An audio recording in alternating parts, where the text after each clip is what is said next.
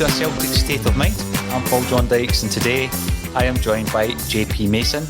Our special guest in the top right-hand corner has not yet joined the team, but they will not be coming in with a voice decoder or anything like that until they're fully present. That will be happening very, very soon. JP, massive day, but before we get into the news and how that might affect Celtic, I can see over your shoulder in the famous bookshelf the one and only, the late great Tommy Twists, Tommy Turns, Tommy Burns. I understand you went along to see the theatre show, and it's something I've been aware of for a while because Davy Carswell, who is the director, and Simon Weir, of course, big pals of A Celtic State of Mind, and they've been talking about this for a long time. I've heard nothing but good reports and reviews on it. JP, give us your take. Yeah, well, first of all, I was really happy to get a ticket because I know that they were hard to come by, and I've seen, I think it was in the build up to the first night, which was not last night but the night before, that I was seeing loads of people sort of buzzing about going to it online, and then after the first night, obviously the reviews were great, and I knew they would be, but it was just one of those things. I knew how busy my life would be at this moment with gigs and everything else. And then I was thinking, God, I wish I had a ticket. And then I was thinking, God, I've got a night off on Wednesday. I wonder, and honestly, no word of a lie, divine intervention. 20 minutes later, my friend Paul messaged me out of the blue and said, what are you doing tomorrow night? And I said, no, I've not got any plans. I'm a bit choked with a cold, and he went, right, I've got a spare ticket for the Tommy Burns story if you want to go. And I went, 100%. So myself and Paul went along last night, and it's just brilliant, and it was so great to watch it in the sort of the heart of Celtic Park. You're in there and you're aware that Tommy's been in and around that place, and we'll have done functions there, and just surrounded by people who all loved the guy, and loved what he did for the club. The play itself is so well put together. The cast are brilliant. The guy playing Tommy has got him stick. I mean, when he starts off, he's got a ginger wig on, and I thought, is that necessary? And it was just to play the young Tommy, and then he loses the wig as the play progresses to be the adult Tommy, and he's just his regular hair and his regular hair colour just looks like Tommy Burns, and he doesn't go too hard with the Tommy Burns mannerisms. He doesn't really need to. He just kind of becomes Tommy, and you know as well that most of the dialogue will be actual dialogue because his son and Rosemary, Michael has had a huge part to play. I actually met Michael last night. I'd never met any of his children, despite being at the Tommy Burns supper at the TV Row building for many years and getting to meet Tommy himself, and he was always late. And that was alluded to in the play last night, that he just was late for everything, and he was late for the Tommy Burns supper every year, even though it was the exact same place every year. How he didn't know where to go. And there was a story last night where he was going to check out a player somewhere, and he took a wrong turn and ended up in Carlisle. I think he was supposed to be going to Dumbarton or something like that. But it was just great, and there were a lot of emotional moments in the second half in particular, as you can imagine. They didn't shy away from what happened with Tommy in the end, and it was very hard hitting, but it was also delivered in a really, really poignant way. And the VT footage that he used as well was really well done. They didn't overdo it, but it was just the right moments at the right time. And it was quite strange as well, because Paul, who I went with, his first touchstone as a Celtic fan was the Scottish Cup final in '95 when Pierre scored. Yep. So that's his first. That's when he was like, I'm a Celtic fan. And Tommy Burns was the manager. And then you go back 7 years before that, and that was my first moment as this is I'm a Celtic fan, was the '88 Cup final, and Tommy Burns was the player.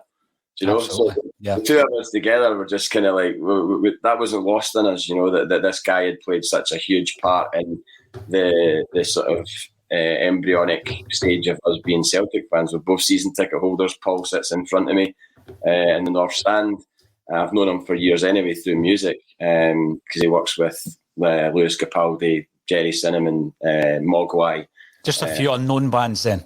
Yeah. He does all right. He's like a Guitar Tech and a bunch of other stuff as well. So it was really, really great to be there, and I would not be surprised if it's taken to a bigger stage. It's been said a lot online that will happen, and I wouldn't be surprised if it does.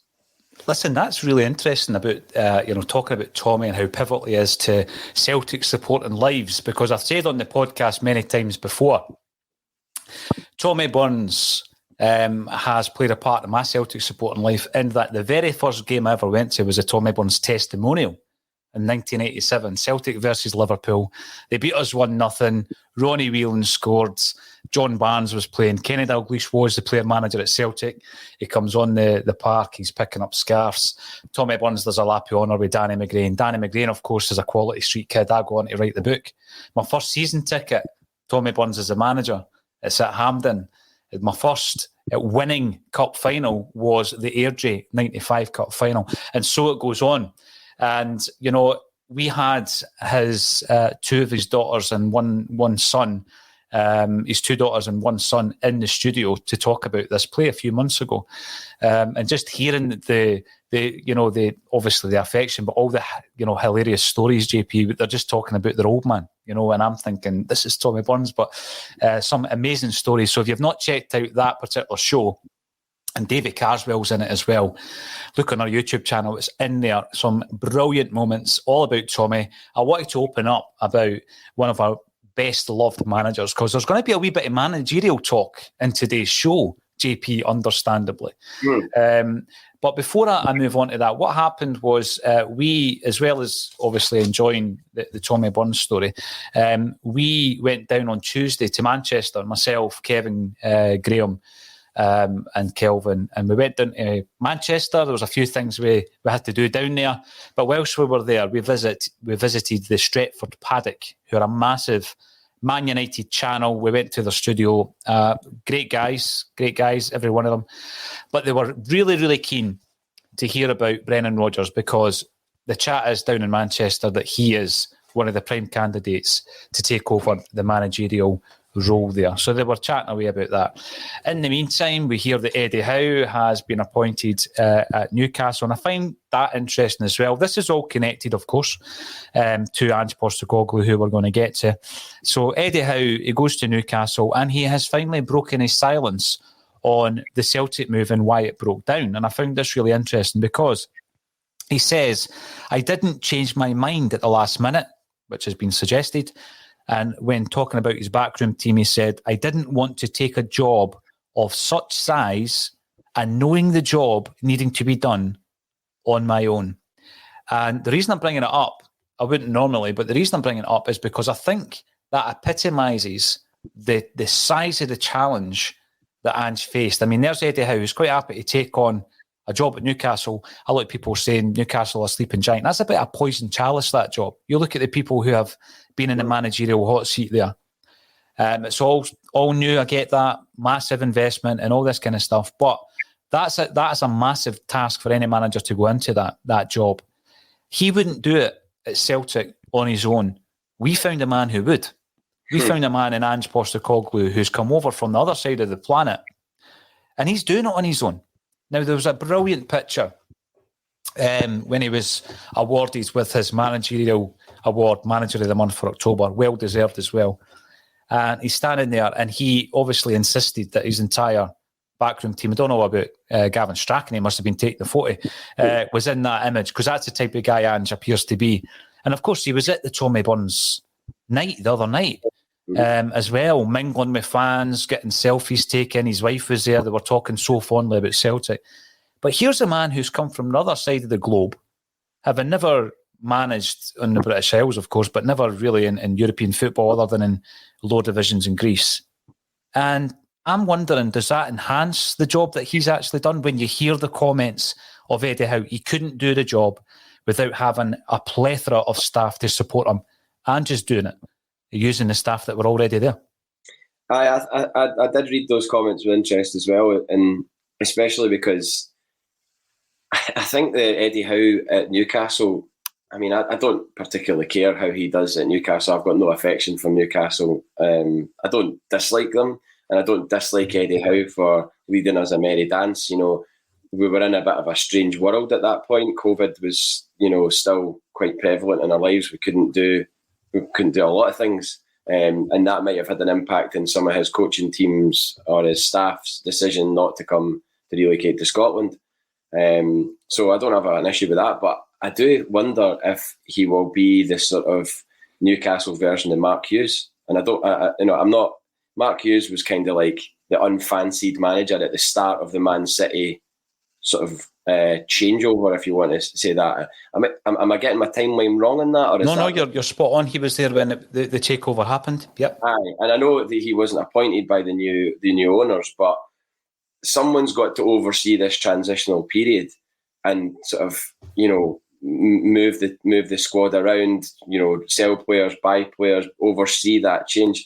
And I do wonder if Eddie Howe will be successful in that or not. It'll be really, really interesting to watch that from afar. I actually now will have an interest in how they get on because, ultimately he's been tasked to do something at Newcastle. I know it's a different club, different money involved and everything else, but he's been tasked to do something at Newcastle that he would have been tasked to do at Celtic. Mm-hmm. So it's almost like he's taken over something that's similar, and we'll see how he gets on there. When then we talk about alternative universe or parallel universe. There is a parallel universe where Eddie Howe's become the Celtic manager, and we would be interested to see how we would be faring had that happened. It didn't happen, and I have to say, with each passing day, I'm glad that it didn't, because it feels like we've won a watch with Ange Postecoglou in almost accidental fashion. I mean, I'm not sitting here saying he's going to win this or win that, but he spoke earlier on today with Paul Cuddihy, or there was maybe a clip with Paul Cuddihy where he said, it's about how you're remembered as a man, and that's what he saw from the Tommy Burns story, was how he's remembered as a man. And actually sitting here thinking now about the fact that Ange Postecoglou sat there in that same room the night before me and watched that same play, and I'm thinking, right, well, I watched that through my optics as a Celtic fan, lifelong Celtic supporter. But how did that impact him as a guy who's now in charge of the club and has the same responsibility that Tommy did? And the emotion that must have stirred in him as the type of person that we know he is. He's not just going to sat there and went, oh yeah, that was quite good. I would imagine he would have been fully absorbed in that whole thing, and seeing the scenes that they show you on the VT and the way that people speak about him, the way that the people in the room responded. People broke into song. I mean, I'm pretty sure it was me that started Tommy Twists, Tommy Turns, Tommy Burns at the end, which is probably why my throat's going a little bit. But that's the type of guy that we've got in charge of our football club, who also happens to be able to put together a winning football side, as we're seeing every week, and has been involved in recruiting players that we want to see playing for Celtic. I mean, Jota, Kyogo Furuhashi, and Liel Abada as a front three. I don't know if it was yourselves that was talking about it or whoever spoke about it the other day, but maybe it was because you brought up and said it was a College Street gang, the last front three to reach a certain amount of goals collectively in a season, rather than it just the onus just falling on one striker. So that's his guys. They're, would we have had them? We wouldn't have had Kyogo Furuhashi without Ange Postecoglou. And, there's an argument to say we might not have had the other two either. So, it's interesting how the managerial merry-go-round works. And, bad things happen to give way to good things happening. And hopefully we're on the good side of it for a change. That is the similarity that a lot of people are picking up on, is, that front three that you've mentioned there. And more so, I guess, Kyogo and Jota. Although I do rate Abada highly, it's almost as if there's always a caveat when you speak about Abada. You've got to mention the fact, remember he's only 20, and that's been changed from remember he's only 19. And you have got to remember that. And I think that Forrest coming back is going to be absolutely pivotal to the development of Leo Abada as we move on in the season. But there's been that comparison made, the duality between those three and the three amigos that we had at Celtic Park under Tommy, of course. But just talking to you about Tommy Burns, I have always loved interviewing, JP. I've always loved interviewing, right? That's been my big thing. And everything I've done be that, writing books, the podcast, live events, the documentaries. It's all interview based. It's always molded around interviewing and trying to get under people's floorboards, as I call it, and try to get their emotions and their memories and what they were feeling at certain moments of their career. And of course, being an absolute obsessive on Celtic and music, these are the two kind of areas that I've always been interested in, tracking people down and getting to know their story. And I always find it interesting, not just the big hitters. I always find the stories of people who were on the periphery of a football team or dressing room or a music scene. I find their stories really interesting. And I've often wondered sometimes if it's because they've got a little less to lose because they're no longer in the public eye. They maybe never have been. So they're quite happy to tell you the truth rather than an embellished version of the truth because they still have a relationship with various people or clubs. And on my wish list, I've always had a football wish list and a music wish list. And on that football wish list has always been Tommy Burns. And I never ever got a chance to meet him. I know that you did at your Burns suppers because you were part of the supporters club. And I was absolutely honoured and privileged to speak at one of those just a few years ago alongside Jackie McNamara, Alan Ruff, Professor Willie Maley and Hugh McDonald. What a lineup, plus me at the end, just sitting there. Filling up everybody's glasses. But it was an absolute honour to do that in the name of Tommy Burns. But one guy I would have loved to have met. But one story, and I have shared it before, but for anybody who's maybe tuning in and never heard it, one story that I picked up by speaking to such a peripheral character who never ever played for Celtic, but is a Celtic fan. And his name's Kenny Ward. Now, Kenny had a really good, one of these football careers where he played with St Johnstone and Dunfermline and Hamilton Accies and Falkirk. He played with Falkirk and he was playing for Falkirk when they knocked us out the cup in the replay, which was the death knell of Tommy's managerial reign at Celtic. In a replay and in the rain, you'll remember it was bucketing down with rain. 1-0. They beat us 1-0. Wasn't it? Or was it Ibrox? It was Ibrox. It was at Ibrox, yeah. And I remember Kenny telling me the story. He was injured. He always seemed to be injured, Kenny Ward. He was injured, but he was part of the squad. And after the game, he's in the dressing room, in the Falkirk dressing room, is singing the Cheer Up Tommy Burns song with all the added expletives and everything else, right? The whole shebang, the whole Falkirk team. I'd need to have a look at that team to see who was part of that side. Can you imagine Ian McCall, no? Potentially. I'm going to have to check actually to see who would probably be the ringleader of that song. And Kenny's sitting there, a proper big Celtic man. He's a fifer, Kenny, for the villages like myself. He says that as they were in full voice, in pops ahead, and it's Tommy Burns. And he congratulates them. He congratulates the team as they are singing that song that we know and despise. And the whole room went silent. And Kenny says it just showed it was a mark of the class of that man that he was able to do what he did, but he also shut them up like that, just with a few words.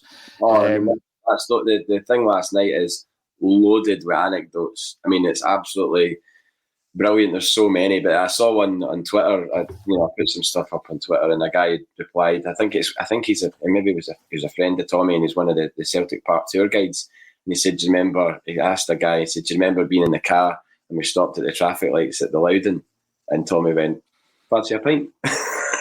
It's like, oh, so good. That kind of, dry humour was just him all over. And I'm so pleased to have been there last night, and I will remember it for a long, long time. Absolutely. I really, as I say, I wish I'd met him. I would have loved to have met him. But there's also a few people on that wish list in the world of music. There's the big Claxon, JP, the music chat, right? There's the big Claxon. I was just saying about people in the periphery, like the people in the periphery of the music world have often got great stories as well. Like you speak to tour managers or sound engineers. I mean, there's a sound engineer that the Twilight Sad worked with called Michael Brennan. The guy's an absolute legend. I mean, Substation and Rosyth. Used to be in Cowdenbeath, mate. He lives in Cowdenbeath. He still does, like right near the ground actually, because we've dropped him off a couple of times after tours. And Michael's patter is just, I mean, he's been the sound engineer for Faith No More, The Cure, Super Furries. Super Furries is his Primal Scream, Jesus and Mary Chain. Like basically Kev Graham's, wish list of bands. Do you know that he produced my demo back in the 90s? Did he? I'll need to play that to you. Aye, Michael Brennan. He produced it.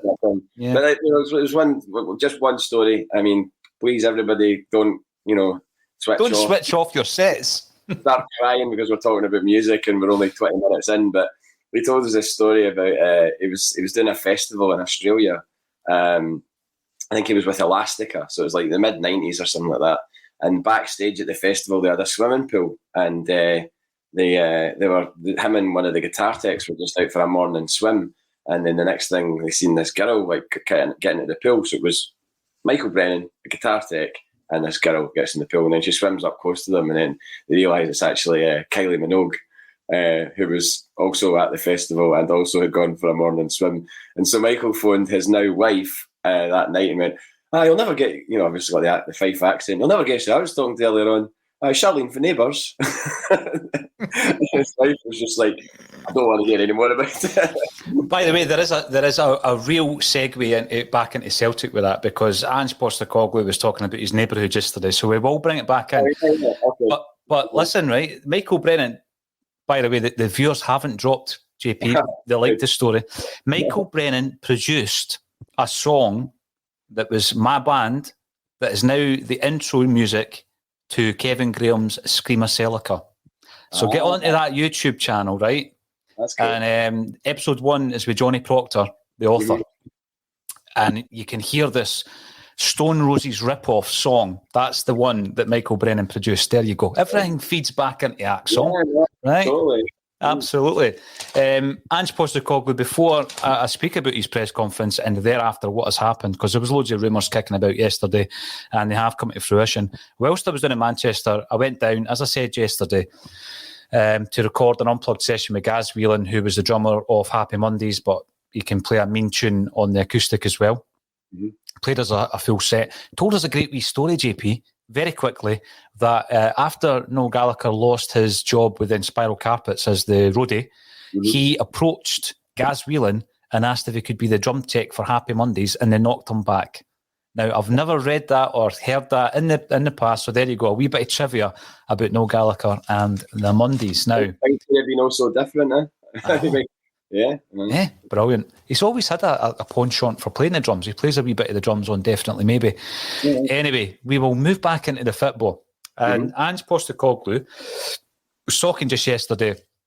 I've got to say, I always tune in. I mean, I'm that busy, obviously, doing the ACSOM content and everything else that we're doing in the studio, JP, that I didn't always get the opportunity to watch, the Celtic content on the channel. But the two things that I love watching are the unique angle. I think that's tremendous. You see it on the Twitter page. And any interview with Ange Postecoglou. I love the guy. I love the cut of his jib. He doesn't take any nonsense. He will answer what he wants to answer, and he always brings it back to Celtic. Because, there's people in the world of Scottish media who are trying to take him down various paths, and he knows and he can see it, and he always brings it back. So he gets his October Manager of the Month award, and he's congratulated for that. He's then talking about the international break. We'll come back to that in a wee sec. And he's talking about bolstering the depth and the quality of his squad. Now, that is why we've got the tagline here today. It's quite a similar tagline to yesterday, because things have changed overnight. We were talking yesterday about the squad and how we've got to bolster the depth and quality of the squad. And that was obviously before Ange was talking about it. So we're on the same page, the bold Ange and ACSOM. And we're looking at that squad, JP, and the transfer business that's already been done. And we came to the conclusion yesterday, Kevin, Colin and myself, that very happy with a lot of the transfer business. Not everybody's been as much a success as the aforementioned three up front. But they have only been brought in to replace those that left. It's not as though we bolstered the squad. We replaced players that left. Therefore, we're still a bit short in numbers. Yeah. And there's some key areas of the park that you're an injury or two away from disaster. You're in an injury or two away from bringing somebody in, like we did against Midtjylland for his debut. And I thought young Dane Murray done really well. But it's not ideal. It's not ideal. What areas of the park do you think we're talking about when we say we need to bolster the squad? What areas of the park do you think we really need to bring in our first pick here, or elsewhere? Well, I mean, it doesn't seem like we're going to do it in the left back area, given that we've just given Greg Taylor a new contract. So, but he's currently injured, so we are short in that area. We're playing a right back at left back because he's the best person to do that job at this moment in time. So the fullback positions are a little bit. I mean, we've got two in right backs for Juranovic and someone calling him Ralstinho. Is that Ralston-Dino? Ralston-Dino, yeah. I mean, I'm calling him Anton Ralston because he's a much maligned player who, to be honest, brilliant. Oh, like JP, had he broke through in the last season or two, and that was a performance that he provided, or had we brought him in, and that's what he was giving us, there would be absolutely no doubt in anybody's mind. This is a player. Are we kind of over that whipping boy thing? I think we are. I think so, yeah. And also, I mean, I remember we talked about it last season and in the dark times of last season, and I said things like, I really, want Anthony Ralston or wished Anthony Ralston to be a sort of right-sided Kieran Tierney because you want to see Scottish players succeed. I do. I always want to see. I'd love it if we had a full quota of Scottish players to fill the jerseys. I think that would be unbelievable. I don't mean like in a Lisbon Lions sense, because we know that that's a unique moment in time, and no one's going to say they're going to go to European finals or anything like that. But just to see Scottish guys and Scottish Celtic fans doing well in the team, because it's like you're watching yourself almost, because you know how it might feel to be in that situation. And I was thinking about Ralston this morning when I woke up. Before I was thinking what we're going to talk about when we came on here, and I was like, Brendan Rodgers gave him a 5-year contract. Yeah. Now you could argue and be like, well, it wasn't Brendan Rodgers; it was somebody above Brendan Rodgers or whatever.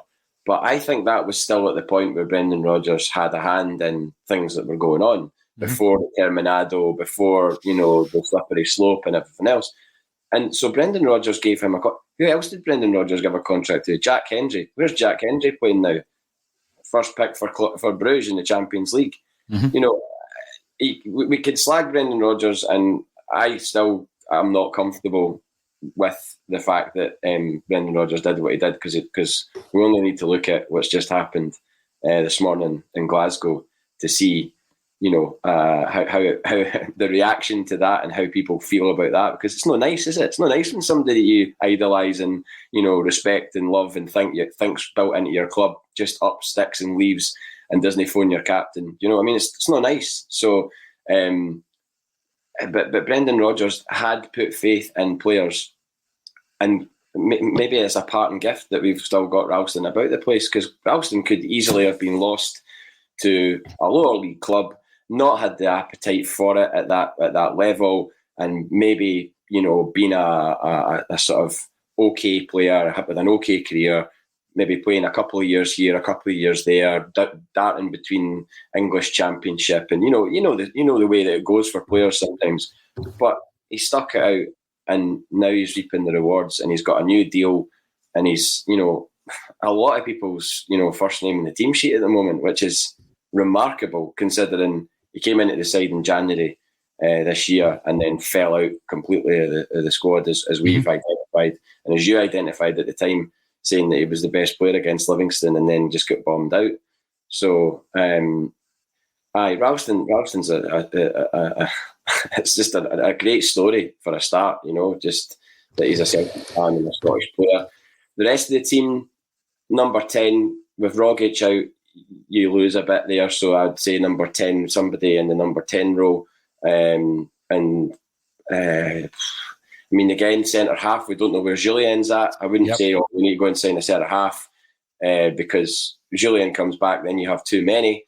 And also, you've got to wonder how Julien's going to fit into the system. You'd like to think a £7 million player with his experience can fit into the system and play the way that Ange Postecoglou has the team playing at the moment, but time will tell on that. I think we're okay up front, maybe not. But if Ajeti goes, then we'd probably need to look to get somebody else in. I'd be looking for somebody hopefully somebody maybe domestic based. I don't know who that is. I'm not a scout, but I think we definitely need to get somebody else in that knows our league a bit better and maybe knows sort of this style of football a bit better. I don't know what the hell's gone wrong with Ajeti. There's the huge question mark over what's happened there. Probably in the same way that there is over Barkas. And the reports yesterday were that Barkas is for the off in January. So see the big thing. I don't disagree with any of that. I think a striker will be necessary because I don't see there being a future for Ajeti at the club. And if he leaves, like we said before, you're one injury away from being far too thin. You could be going into a really important game in Europe or in League. And you're throwing somebody up front. We've done it with Mikey Johnson. We've done it previously with Lewis Morgan. There's a question mark over whether or not they ever recovered from that and being hung out to dry. You don't want that for any player. And I know that you've got Abada, and Abada can play through the middle, right? So, but I think the key point I'm trying to make here is let's not do it like that. Let's not say, right, if there's a couple of injuries up front, it's okay because, Jota can play through the middle and then you play Mikey Johnson or Adam Montgomery, or you play Abada through the middle and then you've got... Let's actually do it a wee bit differently. Let's actually bolster the squad rather than just run by the skin of our pants or the seat of our pants as it is. And I think that's my biggest concern. And today's news is relevant, even though Big Ange was saying that you can't afford to be looking over the fence at what other people are doing. Now, I totally get that. And I like to live my life by that, to be honest, JP. For example, a Celtic State of Mind, I'm just focused on what we're doing. I don't look over my shoulder what others are doing. And if I do, it's generally in a different sphere. So going down to meet the Stretford paddock, Kev going down to meet the Anfield Drap, that's generally what we do. So I don't concern myself with, what others are doing within the same sphere. And I totally agree with what Ange's saying. But then today, because that was obviously on the back of a loaded question about Gerrard leaving Rangers, right? On the back of that, it's happened. It's happened this morning. It's been announced. Probably happened overnight. It's been announced this morning. Gerrard, McAllister and Beale plus others are gone. Now, the reason I want to discuss that on a Celtic broadcast is because I wanted to focus on how we deal with that as a club. So if we go into this January transfer window, JP, with the view that, Ajeti's not really cutting it, but we'll let him stick around to the end of the season. Really? Because that's not good enough. He's shown that he's not good enough, so let's get him out. Let's move him on. You might not be able to get a permanent deal done over the January transfer window, but get him out and get him playing games with a view to moving him on permanently. Similarly with Barkas. If Barkas goes, there is a question, right? Are you happy? Because nobody seems to think, what if Joe Hart gets injured? That's massive. We've seen it with Kyogo, we've seen it with McGregor this season, we've now seen it with Rogic. And again, loads of Celtic fans are saying, a few months ago, nobody would have batted an eye if Rogic was injured. It's a big deal now. Right. He gets injured and it creates an issue. If Hart gets injured, are you happy with anybody at the club at the moment? No, Yeah. And this is the thing. So are we going to go and do it and just get through, just scrape by, or are we going to do it right and really bolster the squad? And I keep using that word because that's what Anne said, bolster the squad. I think another key area that we really need to look at, and it is on the back of one of the players I reckon who will leave, really not contributing any longer in Sorrow, is that number 6 area, who is currently occupied by Nir Bitton, and I think he's playing okay there. I think he's doing all right. But his backup is James McCarthy, who so far hasn't proved that he can be a regular starter for Celtic for any number of reasons. He's not proved it yet. I hope he does during the season. I like him a lot as a player, JP, and I like the idea of him sitting there as a number 6. But we can't run on the premise that he might get fit. We can't run on the premise that Beaton might continue in a rich vein of form. We need to strengthen that area. I think your left back, if you lose Bolingoli, which I reckon we will, we'll be making moves to do that. You can't run with an injured Taylor, Liam Scales, Montgomery and Juranovic playing out of position. So you've got Juranovic and Ralston, there's your right-hand side. You need to bolster the left. Now, Colin made a comment yesterday, and it seemed bold at the time, but he said we need 6 players. Now, if you consider that we probably will be moving on Barkas and Ajeti, maybe Bolingoli, maybe Sorrow, who are part of the first team squad, maybe we do need 6. And the big question is, will the board be that bold? It's not outlandish to say 6 players, especially when you list the likely outs. And, even with what we have in the building at the moment with Barkas, Soro, Ayeti, Bolingoli, people were still thinking we needed more in the summer. that was still kind of like, I think people were happy with what we got in, but they were also thinking we're a bit threadbare. When we get an injury in a key area, we are having to put in untested and untried players, who've got less than 10 to 20 Celtic appearances under their belt or whatever, and they haven't coped with the demands of playing for Celtic in high pressure environments, I include, away games at Tynecastle and things like that, because those are, you sink or swim in those environments as a player, and it's not for everyone, like getting results and playing well in those environments is not for everyone. So the more people we've got in the building that can cope with that, the better. And I totally agree. I think we have to, show our hand and really go for it in January. And I think from what Ange Postecoglou said, he did say we'd never go into a Champions League qualifier so well prepared ever again. Now, I don't think he would have gone on record saying that unless he'd been given assurances that was the case. Mm-hmm. That's speculation on my part, but I'd like to think that whatever we do in January is with an eye on what's going to happen in July, August. Now, hopefully, we don't have qualifiers to deal with. That's being hopeful. It's not being, I'm not getting ahead of myself by saying, if we win the league, we'll be in the Champions League and we don't need to worry about qualifiers. We still need to worry about what we're going to do when we get into the Champions League if we get in there, because we don't want to be thrown to the lion's den, so to speak, because that's Scouse coming through there, mate. Yeah, lion's den though, is he? So we don't want to end up being, whipping boys of the Champions League as we have been so many times in the past. Going up against Barca, getting tonked. We want to. Not that I don't think we get tonked off Barca at the moment, anyway. But I just think we need to be prepared, whether it's qualifiers or the group stages or whatever it is. We need to be prepared for that, and the only way to prepare for that is having a good January transfer window. And I think you alluded to it yesterday. When was the last time we had a good January transfer window where we actually brought in players who meant something and provided something and contributed? Because we've spent so much money on. It's so frustrating when you think of the finances of the way that things are in football at the moment as a result of COVID. And all the money pre-COVID that we spent on guys that just didn't contribute, And I'm not just talking about transfer fees. I'm talking about loan fees and loan wages, and you rack up all of that, and it's absolutely eye-watering the amount of money we probably spent. So, yeah, it is over a big period. I think that when there's success here as well, JP, it does mask 1,000 sins, but we really start digging in when the success isn't there, and you really start asking questions, maybe wrongly, but it's difficult, I think, when we're being successful, because if you then start trying to unmask everything we're doing wrong, then, you tend to be called negative. And during that period of dominance, there was a lot of money spent. Bad players came and went. And I think that when you look at the two loanees, one thing I would say, that the loanees we've brought in so far this season, I'd have both of them in a heartbeat as permanent members of the Celtic squads. I think, they fit the model as well, the business model that we've used previously to good effect. We're an age, JP, where they could well be sold on for a massive profit.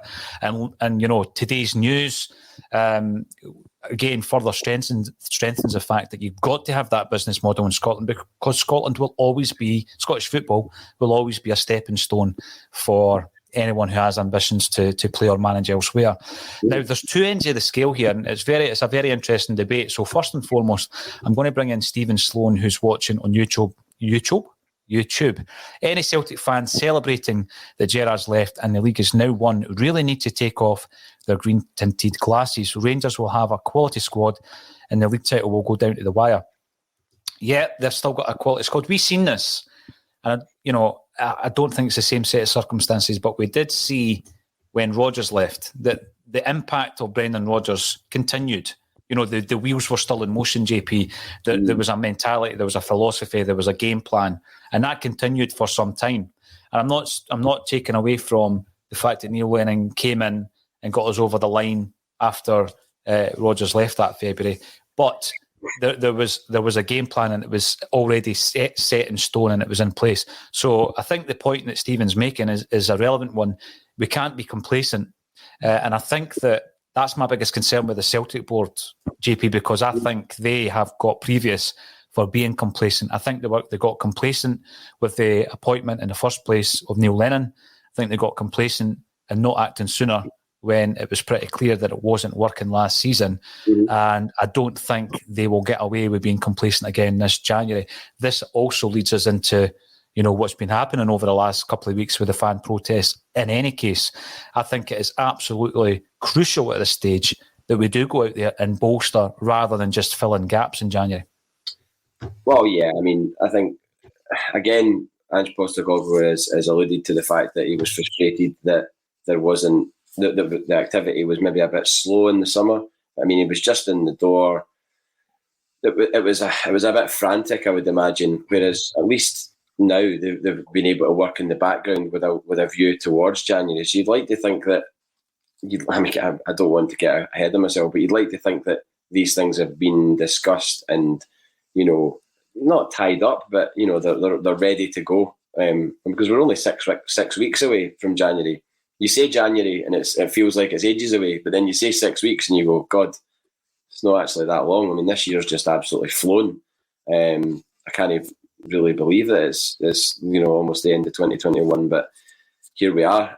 So the board know that nobody's going to stand for, you know, just sort of swapping out players and you know, oh well, we've made money on this player or whatever. You know, it has to be, you know, that we have to come out of January stronger than we went in. We have to. There's no question about it. Not just for this season, primarily yes, but as I said, for the start of next season.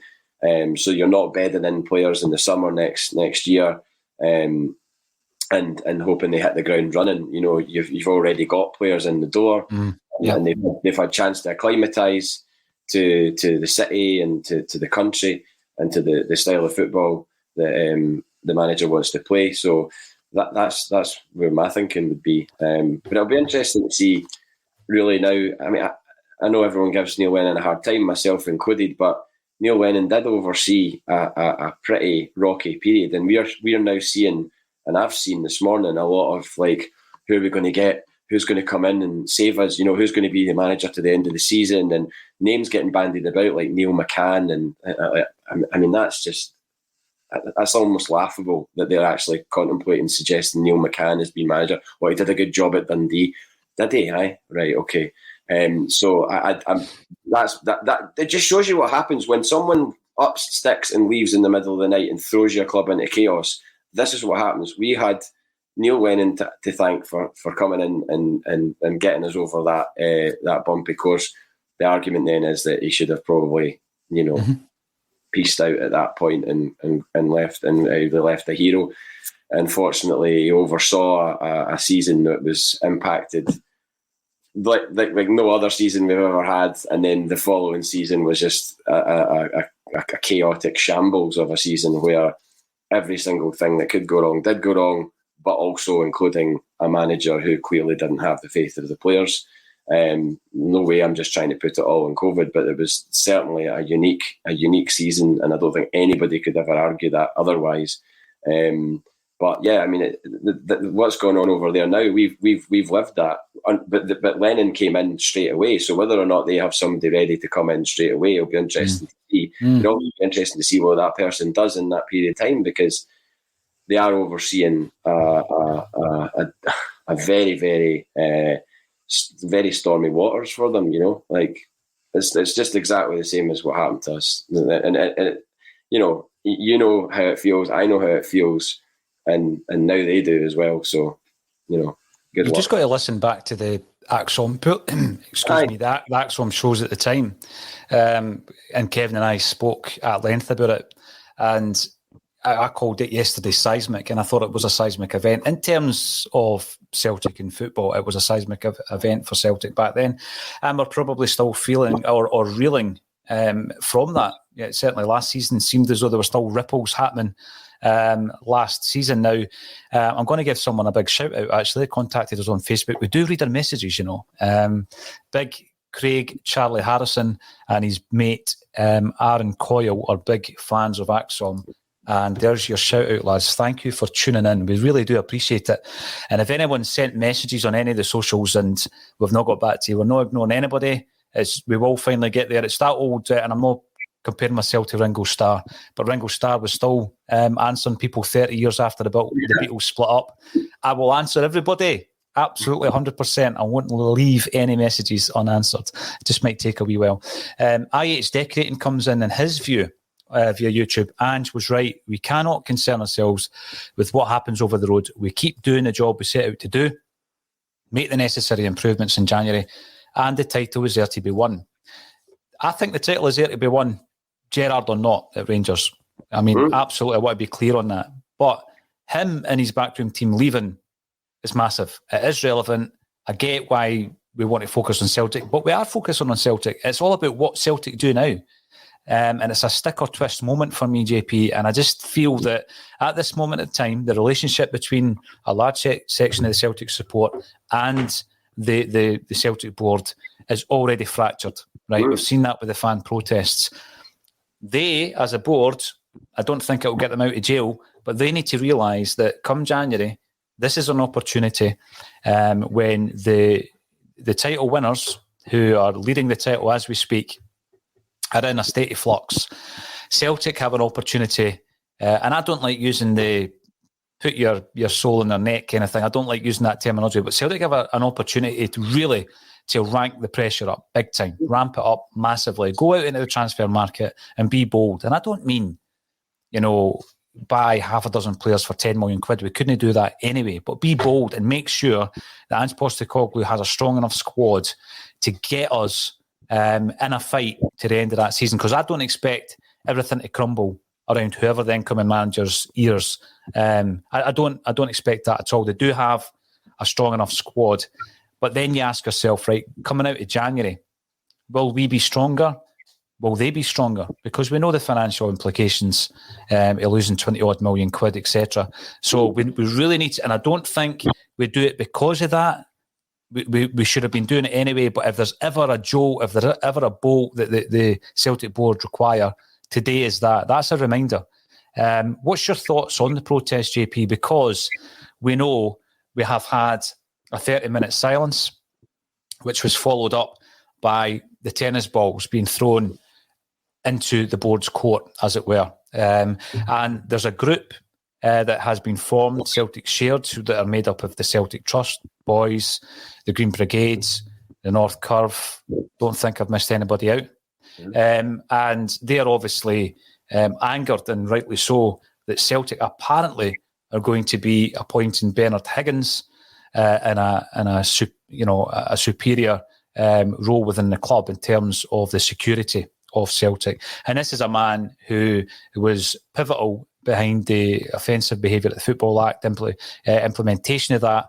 Not just the implementation of it, but his attitude towards football fans and Celtic fans specifically was, not in keeping with the ideals that we as Celtic fans have. You think back to Thatcherism in the 1980s. And the way that football fans were viewed. If you're a football fan, you're a hooligan, JP. That was the kind of attitude back then. And we've seen how that impacted on the wider public with what thereafter happened. Higgins has the same view about Celtic fans. He thinks that the Green Brigade are hooligans. He treats people who are part of the group or associated with that group as hooligans. He criminalised innocent people. And the group that has been formed are speaking out against it. That's what the main protest is about. The Celtic board weren't on the Christmas card list as it was, JP, where we were unhappy with the Celtic board. But that's where we are at the moment. And we're moving into January. And I've seen certain areas at Celtic where And I think Don Mackay had an opportunity to actually do something that would be in keeping with the Celtic fans' wishes. And I think time and time again, we've failed to do it. And if we fail to do it again, I say we as the Celtic board fail to do it again in January, there is absolutely no coming back. If the Celtic board appoint Bernard Higgins and fail to fully back Ange Postecoglou in the January transfer window, I mean, the level of protest will be beyond a silence and throwing tennis balls on a park. Yeah, I mean, they'd capsize the club's support, I think. And, I think that it would probably lead to, I think the Higgins appointment, first of all, would probably lead to some sort of mass walkout, I wouldn't be surprised. I mean, I was at I think I've mentioned it before once, but I was at a Roma-Milan game, and they were the Roma fans were completely disgruntled with their board at the time. I think Ranieri was the manager, and I was overseeing my pal, and we went to the Roma-Milan game, and they staged that. They turned their back on the game for a start. So the whole, basically, I would imagine the whole Green Brigade just turning their back on the game, and then one by one or section by section of the crowd left the ground. And so by half time, the whole of that section was just empty. And they were to do that in a home game, say in a European game or something like that. You would feel the impact of that. It wouldn't be pleasant to witness that. I mean, I didn't find it pleasant to be there as a neutral watching Roma-Milan. I mean, I've always kind of liked Milan. But, I was in the Roma end, but it felt uncomfortable. And I wouldn't like to feel that as a Celtic supporter. So if they put them into that position to do something like that, I think that, hell mend them. I just don't get the thinking. I also don't understand how this has come out. Like, how has this become released to the public? Kev mentioned that yesterday, yeah. How does everyone know that this is going to happen? It's like saying, everybody knew that Gerrard was going to Villa. How? Like, why was it known? Like, how did that not just come out of nowhere? Like, there's been building for a couple of days that this was going to happen with Gerrard to Villa. It's now been a couple of weeks since this Higgins thing became into the public domain. So has it been deliberately leaked? Well, potentially. Deliberately to get a gauge on what the reaction would be. Well, I think they've had their response. Mm-hmm. So if they were to then follow through with the appointment, I mean, that's just kamikaze stuff, isn't it? I mean, why would you even entertain it as an idea? You don't, at this moment in time, you don't want anything dividing the support, especially when there's been moments recently where you've really felt the support are together again. I mean, as far as the minute silence goes on Sunday, I was in a queue waiting to get into Dens Park, and huge queue, so we missed the first goal. So obviously missed the tennis ball thing, missed the minute silence. I never will subscribe to breaking a minute silence, regardless of what it was for. I just don't understand why you would just turn into sort of like a giant baby and start shouting like a baby would a 6-month-old baby would in a room, when it wants attention. It just isn't. It doesn't seem like an adult thing to do, to disrupt a minute silence. Whether you agree with it or not, observe it, sing and shout whatever you want when that whistle goes to end the minute, and if it's against what the minute was for, fine, that's your right to do that. But during the minute, I mean, I just don't get that. I mean, that's a completely separate issue. I mean, that's just my thoughts on it. I've been going to games now regularly for 25 years, and I've observed many minute silences. I don't think I've ever observed a minute silence for anybody that I've thought, God, I really want to shout something out here. I've just kind of gone, well, someone's passed away. This is a mark of respect, or people have passed away that have led us to do this minute silence. And like I said, if you agree with it or not, I just it's not for me to disrupt it, and it would leave a bad taste in the mouth if I was standing there next to somebody who decided to shout something. I don't think I would turn around and shake their hand, put it that way. But the tennis ball thing, I thought was pretty. I know it's been done before by Dortmund, and I think there was another club down south. Maybe they'd done it as well. I think that was quite an effective way to get your point across. And so the Celtic board know where everyone stands on this, and the round of applause at Celtic Park after that half an hour of silence was up showed that the whole of the ground was behind. it was unfortunate that it took that to do it, because I think, the half-hour silence certainly impacted on the atmosphere in the game at the start. I'm not saying it was responsible for the 0-0 result. The team in black strips was responsible for us not getting a result, but the response around the ground when that half an hour was up was like, yeah, we're behind this, we support this. So my big thing about the offensive behaviour at the Football Act is it was a piece of legislation that even before it was put into power, JP, you could see that innocent football fans potentially were going to be criminalised. And that's the biggest issue I had with it from day one. So, for example, if you are part of an ultras group, right, and I love ultra culture, I think it is absolutely key to modern football. We've spoken about it before. I also took my pilgrimage over to Sancta Pauli and I did the whole thing in the Jolly Roger, and they were playing away from home that day. So unfortunately, I couldn't go to the game. But I was immersed in the ultra culture over in Germany, came back seeing lots and lots of resemblances between the St. Pauli Ultras and our very own, the Green Brigade, with chants, the colours, the tifos, the logos. And I think I welcomed that as a football fan. I'm probably not the type of person who would be in the middle of all that kind of stuff, but I think as a spectacle, absolutely, yes, it's injecting colour and noise and an atmosphere. A Celtic Park that a lot of people might not remember was a bit of a pre-Jungle Boys, which was a precursor to the Green Brigade. There were certain weeks, JP, where honestly the atmosphere was really, really bad. So I'm all for ultra culture, absolutely, and for our very own ultras. But when I looked at that offensive behaviour at the Football Act, I seen so many issues with it. So, for example, you and I might be best mates and we go to an away game with a group of pals or whatever, and we all of a sudden become embroiled in being filmed and intelligence packages being created with you and I, even though we're not involved in the day-to-day involvement of being an alt. And fans against criminalisation, why have an intelligence package on a group of guys or girls who are going to the football anyway, unless they're involved in criminal activity? And going to the football and being organised as a group isn't criminal. So they were criminalising innocent football fans, and that was the biggest issue I had.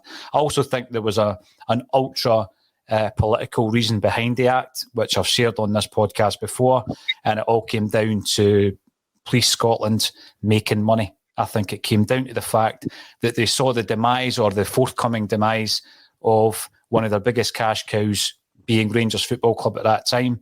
That would have halved their income from Scottish football games overnight, because it's a profitable business for the police service, as are Orange Walks and various other things that we might disagree with. So I think there was a huge political reason behind it.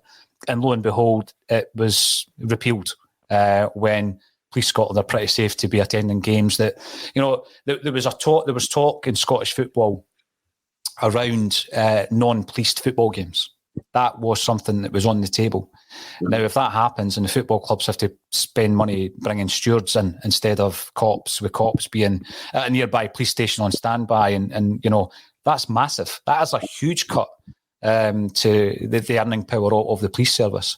So there's a huge political angle involved. But who are the pawns in that? Football fans. So when you're then going to appoint somebody who was pivotal in all that, I mean, we've said it before, and it's a cliche, reading the room. Seriously, is there not somebody at Celtic in that boardroom who, at some point during the whole process, has said, "Do you think this is a good idea?" Because I actually don't think there is. I think they're all just nodding dogs there, and they're all just agreeing this is a good idea. JP, farcical if it is. I mean, I've not really. I remember being at St Johnstone away, and there was a cop filming the crowd, and the guy next to me was going absolutely mental, and I was trying to calm him down. He was like, "They're filming us." Like, what? He's not got any right to do that. And I guess I was ignorant to really. I was just kind of like, well, so what? I'm not doing anything wrong. But now you mention it, it's kind of like, well, I might have been included in some sort of profile of a football hooligan or whatever. And I do remember a point, and this is not Police Scotland, but I do remember a point. I met Declan outside the ground the Mestalla in Valencia, and we were just standing talking, and the next thing, this wall of police, battened police, all just sort of started walking slowly towards us like stormtroopers with the shields on. We were just standing having a conversation, and they walked towards us, and you know, it was a case of like, you need to move out of the way. You know, we're all walking together. There was about 15 of them or whatever, just all walking slowly, goose stepping towards us. And me and Declan were just standing, talking, catching up. And then I looked at him and I was like, we better cross the road here. Otherwise, you know, if we just stood there and not moved, we'd have probably got banned. Do you know what I mean? Like, if that's the kind of thing that was getting, advocated by this Higgins guy, you know, where if, you know, anybody associated with football as an away supporter or whatever, you know, is treated like that. I mean, that is a scary, scary thing.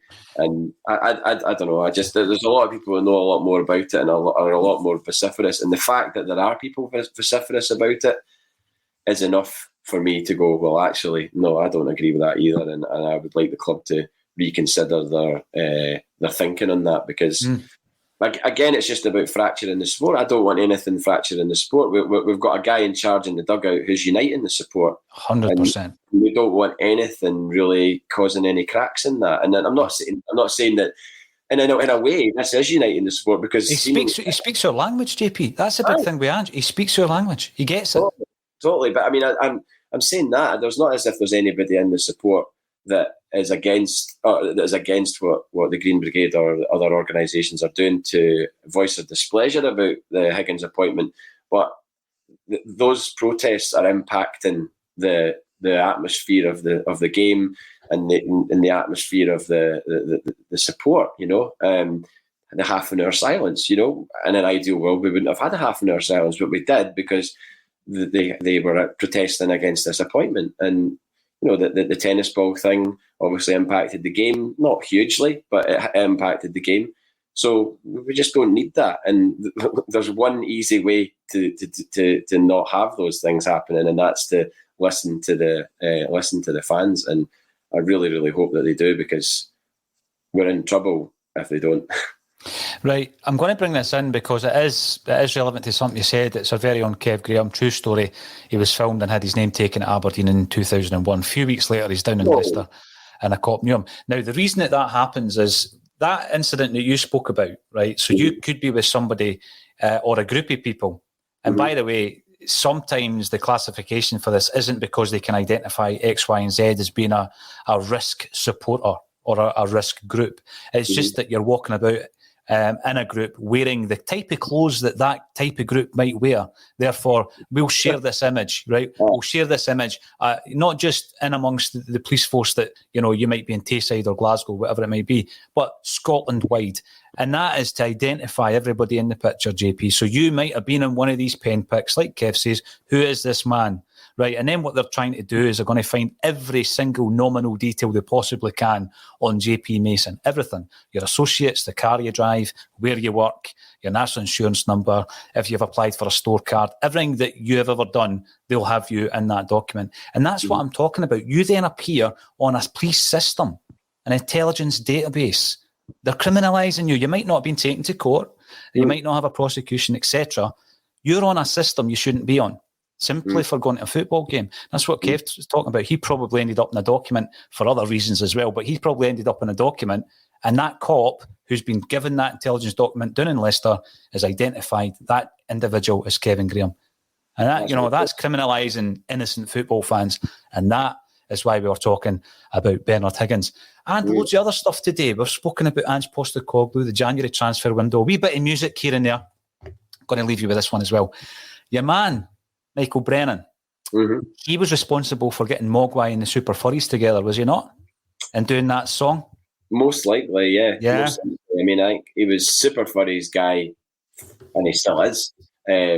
Produced albums, I think, as well. And then I'm not entirely sure how the Mogwai thing came about. It might have been through The Cure. I'm not sure if he did The Cure before he did Mogwai or what, but the guy's absolutely brilliant. I love spending time with him. It was great to see him after so long in Paisley recently, because he was doing the Twilight Sad Sound in Paisley. All right. he was in good form, and he was doing them last Saturday as well. They played the QMU for a climate gig at the QMU, so he was doing them there as well. And he's just a great guy, a Fifer, and knows Scott Brown's family as well. His pal, I think he knows them. Like, just like, if you're from County Beath, I suppose you know everybody, don't you? But he says he used to know. He'd see Scott Brown running about as a wee guy, like, you know, knew he was like a footballer before he became the Scott Brown of Hibs and everything else. So he knew he was like on whatever it was, S forms or whatever, and so he was aware of Scott Brown from a very young age. But he's a good guy, Michael. Big Hibby. The song was Dial Revenge, and I always remember it because on the drum was a Celtic scarf in the video, the actual video that used to get on M2. But one final point on Gaz Whelan, Happy Mondays. He waxed lyrical with Kevin Graham about the Lisbon Lions. He wanted to talk about Celtic. He's a Celtic fan as well as a Man U fan. So there's another one to add to the list there, JP. It's been an absolute pleasure. We've kind of overran a wee bit, but that's because JP and I do like a natter about Celtic and all things relating to the club. We're looking at January. How will the Celtic board react? Let's wait and see. Thank you, everybody, for getting involved. Not sure what's going on with Twitter. We reset it at the beginning of the show, but it's still not streaming live. Hopefully we can get a solution to that. But please subscribe to us on YouTube. I've not mentioned it for a while. Loads of prizes getting given out. Going to give a few out on the social media channels today. And all that's left for me to say is once again. Before we go, I just want to say the Lisbon Lions CSC lost a member this week. I didn't know him, Paul Gallagher, who runs the bus. I've got on that bus a few times, Gal, as he's known, and they lost Hail Times 2 tickets too. So I just wanted to say, I've been thinking about him and Gal and all the members, because I'm on that page, and I've seen a lot of the posts from folk on that page about Stu. So just wanted to say, thinking of them and Gal in particular, because they were obviously very, very close. They've been going to games since. Gal had been going to games since '86, I think, with Stu. So I think it was against Arsenal, maybe they said it was the first game. I don't remember that far back. '86 is before my time. Might have been the David O'Leary testimonial, maybe. Could have been, yeah. But I just wanted to mention that because obviously a big Celtic guy, and every single comment I've read about him saying, a nicer guy you couldn't have met. So I just wanted to say that. Good shout, and thoughts and prayers with friends and family as well. Nice poignant way to finish the show. All that's left for me is to thank you, JP Mason, once again for joining me on A Celtic State of Mind. Cheers, Paul.